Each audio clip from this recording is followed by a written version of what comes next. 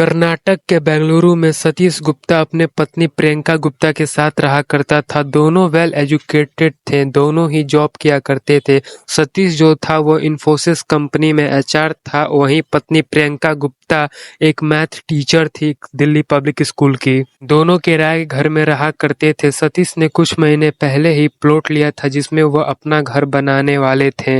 सतीश रोज सुबह जॉगिंग किया करने जाया करता था। उसकी पत्नी प्रियंका इसलिए नहीं जा पाया करती थी क्योंकि वह 7:30 पर उसका स्कूल था। सतीश का ये डेली रूटीन था और दोनों एक दूसरे से बहुत ही प्यार किया करते थे। अगस्त 2010 के दिन अपनी डेली रूटीन की तरह जॉगिंग पर चला गया। उस दिन थोड़े देर जॉगिंग करने के बाद उसकी पत्नी प्रियंका का कॉल आया। प्रियंका बोल रही थी कि घर के बाहर दो रद्दी वाले आए हैं। ये सुनने के बाद सतीश ने बोल दिया कि घर का गेट मत खोलना क्योंकि इतनी सुबह 6:40 पर कौन से रद्दी वाले आते हैं। इतनी सुबह तो कोई दुकान भी नहीं खुली हुई थी। अपनी जॉगिंग करने के बाद सतीश जब घर की तरफ लौट रहा था तो वो थोड़े से चिंता में था, सोच के कि इतनी सुबह कौन से रद्दी वाले आए थे। फिर वह घर पहुंचता है और गेट खड़खड़ाता है पर उसकी पत्नी प्रियंका गेट नहीं खोलती। वह एक और बार ट्राई करता है पर फिर भी नहीं खोलती। इसके बाद वो अपनी पत्नी के पास कॉल करता है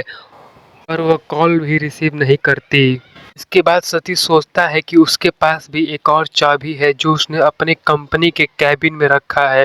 वह जॉगिंग के ही कपड़े में अपने कंपनी जाता है और वहां से एक चाबी लाता है और उसके बाद लाने के बाद वो अपना घर खोलता है। इसके बाद सतीश जो दृश्य देखता है वह देखकर उसका दिमाग खराब हो जाता है। आश्चर्यचकित रह जाता है क्योंकि वो उसकी वाइफ प्रियंका एक चेयर पर बैठी थी और उसके दोनों हाथ बंधे थे और किसी ने उसका गला काट रखा था। वह जोर जोर से चिल्लाने लगता है। इसके बाद वह तुरंत पुलिस को कॉल करता है और उसके बाद पुलिस उसके पास पहुंचती है। पुलिस आई और पुलिस ने जब ये दृश्य देखा तो उनके भी हालत खराब हो गए कि ये दृश्य इतना भयानक था। कुछ ही देर बाद सतीश के माता पिता भी वहां पहुंच गए। फिर सतीश के पिता ने प्रियंका के घर कॉल करके प्रियंका के माता पिता जो लखनऊ में रहा करते थे, जब उनको ये खबर दी उनके घर भी मातम जैसा हो गया। कुछ ही देर बाद प्रियंका के घर वाले बेंगलुरु के लिए रवाना हो गए। इधर सतीश लगातार रोए ही जा रहा था। रो के उसकी बुरी हालत हो चुकी थी। पुलिस ने डेड बॉडी को पोस्टमार्टम के लिए भेज दिया। पुलिस सतीश से पूछताछ करना चाहती थी पर सतीश उस हालत में नहीं था क्योंकि वो लगातार रोए ही जा रहा था और चिल्लाए ही जा रहा था। तब भी पुलिस ने थोड़ी बहुत पूछी। सतीश ने अपना दिनचर्या बताया कि मैं सुबह जॉगिंग पर गया था। उसके बाद प्रियंका का कॉल आया कि हर 2 रद्दी वाले आए हैं। मैंने मना कर दिया क्योंकि इतनी सुबह कौन से रद्दी वाले आते हैं। मैंने कहा कि गेट मत खोलना। पुलिस ने घर की तलाशी ली तो घर में से पैसे और ज्वेलरी गायब थे। 2 लाख से ज्यादा कैश और ज्वेलरी गायब थे। पुलिस को ये लूटपाट का मामला लगा।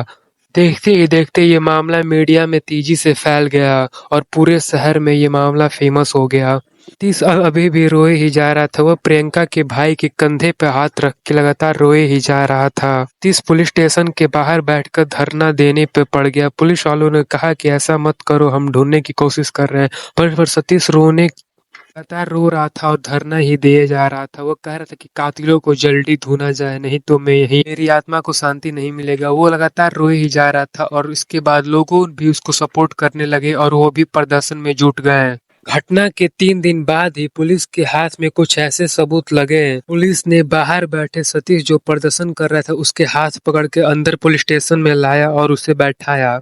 उसके सामने सबूत रखते पुलिस एक एक करके सारे सबूत रखना चालू किया और उसको बताना शुरू किया। पुलिस ने सबसे पहले बताया कि प्रियंका का कॉल 6:30 पे नहीं आया था और तुम दोनों का टावर एक ही लोकेशन पे बता रहा था जो घर के अंदर था। इसका मतलब तुम टहलने ही नहीं गए थे।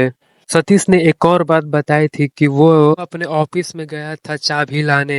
ऑफिस में एंट्री करने के लिए एक कार्ड लगता है। ऑफिस में एंट्री करने के लिए एक कार्ड लगाना पड़ता है। इसके बाद जब पुलिस ने चेक किया तो सतीश अंदर ही नहीं गया था, वो ऑफिस के बाहर से ही चला गया था। वो अंदर उसका कार्ड यूज किया था ना वो अंदर गया था। सतीश के पैर में उस दिन भारी भरकम मोच था, उसके बाद भी उसने शूज पहना था। ये सारे सबूतों के देख सतीश टूट गया और उसने सारी बात बता दी। उसने कबूला कि हाँ मैंने ही प्रियंका को मारा है।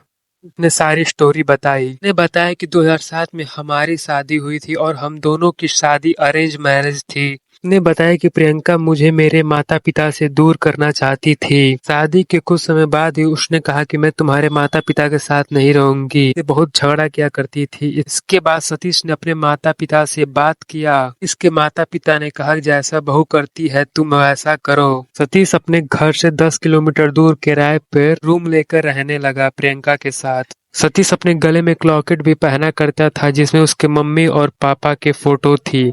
प्रियंका ने वो पहनने से मना कर दिया। उसने कहा कि मेरी लॉकेट पहनो मेरी फोटो की। इस महीने में 5-6 बार अपने माता पिता से मिलने जाया करता था पर प्रियंका उसे मिलने नहीं दिया करती थी। और वहीं प्रियंका अपने माता पिता से रोज बात किया करती थी। इस बात से सतीश और भी गुस्सा हो गया। सतीश ने बताया कि उसने कुछ महीने पहले ही एक प्लॉट खरीदा था। इसकी भूमि पूजन पर उसके सारे दोस्त आए थे, यहाँ तक प्रियंका के मम्मी पापा भी आए थे। पर जब उसके माता पिता आए तो प्रियंका ने उन्हें बाहर ही रोक दिया और आने से मना कर दिया। प्रियंका ने कहा कि ये हमारा जमीन है, आप लोग का नहीं, आप लोग यहाँ से निकल जाएं। पर उस समय सतीश पूजा में व्यस्त था और उसे यह बात नहीं पता था। पूजा खत्म होने के बाद सतीश को अपने दोस्तों से जब ये बात पता चला, सतीश ने उसी दिन ठान लिया कि मैं इसे मार के रहूंगा। उसके बाद वो प्लानिंग करना शुरू कर दिया। समय प्रियंका को एक बीमारी हो जाती है जिसमें जोड़ों में दर्द हो जाता है। वो केरला चली जाती है 1.5 महीने के लिए। सतीश रोज कॉल करके उससे 3 दिन 4 बार बात किया करता था, इसलिए कि बाद में लोग उस पर शक ना करें। प्रियंका वापस आई तो उसे वो रोजाना गिफ्ट दिया करता था। अगस्त के स्टार्टिंग में उसे वो रोज गिफ्ट दिया करता था। पहला गिफ्ट उसे चेयर पर बैठा के उसकी आंखों पर पट्टी बांध के दिया था। फिर उसने दूसरा गिफ्ट भी ऐसे ही दिया। 10 अगस्त के दिन भी उसने ऐसे ही गिफ्ट दिया। उसके हाथ और आंख बांध कर उसे जब गिफ्ट दिया वो गिफ्ट नहीं था, उसने नायलॉन की रस्सी पहना कर उसका गला घोट के मार डाला। ये बात सबके सामने आई तो सब अब सोचने पे मजबूर हो गए। सतीश इतना अपनी पत्नी से प्यार किया करता था, फिर भी उसने ऐसा क्यों किया। आपको हमारी वीडियो पसंद हो तो हमारे चैनल को सब्सक्राइब जरूर करें और आपको ऑडियो प्रॉब्लम हो तो हमें कृपया माफ कर दें। अगली वीडियो से ऐसा कोई प्रॉब्लम नहीं होगा।